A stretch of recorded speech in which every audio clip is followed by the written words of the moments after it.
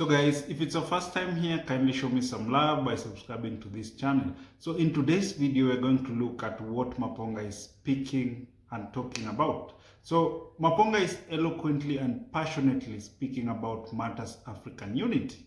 Okay, so as we're speaking now, Maponga is in Nairobi in African Leadership Celebration. So let's watch what Maponga is saying. Then when we come back, we can analyze the video further. So don't forget to like the video. Let's watch this. When the face is beautiful and the software is not working, the hardware between the legs will always suffer. When a country and a continent is beautiful, but the human resource in terms of the mindset is not working properly, the resources of those countries will always suffer. We are 400 years into the deep of abuse. And until we rework and we rewire, we reconjugate the mindset of the young people, we are going to be continuously reproducing the same quality of leadership that is failing us. It is embarrassing, almost disappointing to say, even if we can take all of you young people today and put you into parliament, you will not do better than the leaders. You want a holiday in Dubai, just like they do. You have an appetite of champagne, just like they do. Even if you get into power, what difference will it make? Africa is still in ropes because the walls and the boundaries of the Berlin Conference are still binding.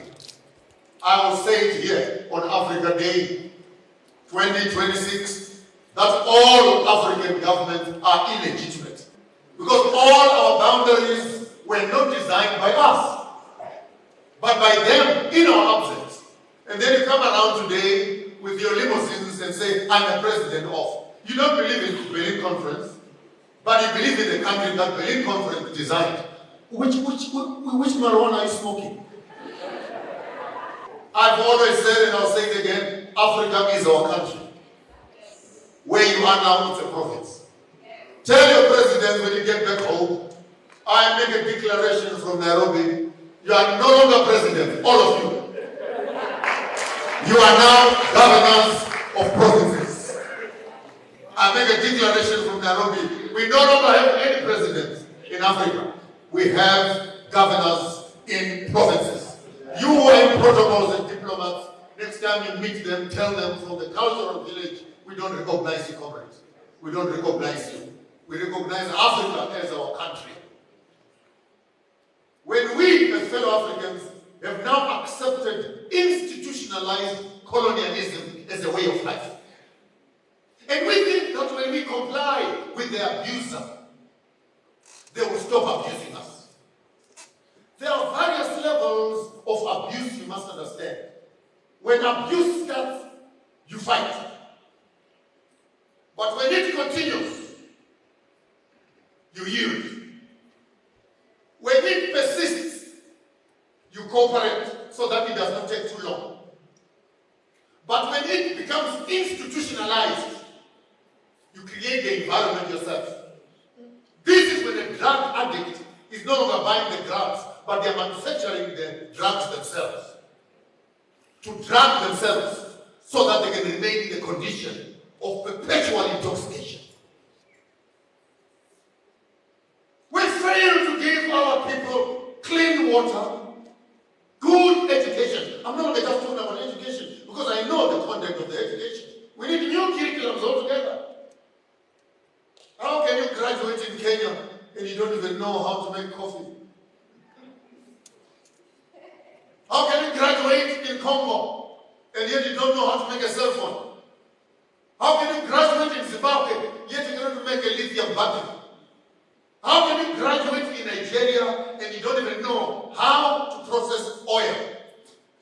Yet the pipes of BP, they pass by your house every day while you're memorizing William Shakespeare. And you fight with Pan-Africanists like ourselves, Pan-African nationalists like ourselves. Why are you speaking so badly about these white people? Hey, show me something good the white man has done. Show me one thing. Don't show me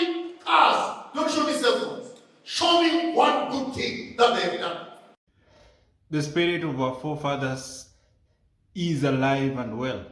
The spirit of Kwame Nkrumah is alive and well. That is the same spirit that Joshua Maponga is trying to awaken. Okay? When someone is passionately and eloquently speaking about African unity, he's in one way or another awakening the spirit of our forefathers. Because, as we know, it was incumbent of our forefathers to make sure that Africa was united. But unfortunately, Africa did not unite. Okay? Africa did not unite. But now,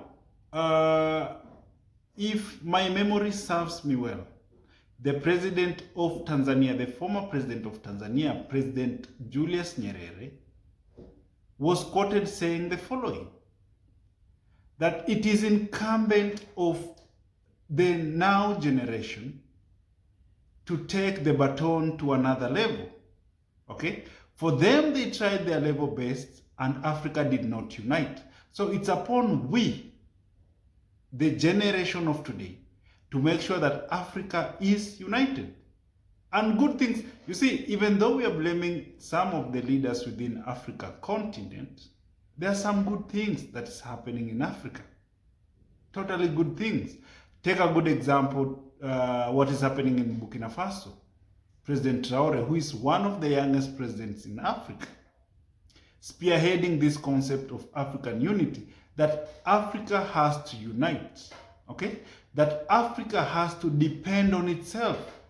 We don't need to depend on others. We don't need to depend on Western countries, okay? So that is the concept what Maponga is talking about. If you don't know, there is African Liberation Summit in Nairobi as we are speaking now, and that is what some of the great Pan-Africanists, they are educating Africa on what they need to do.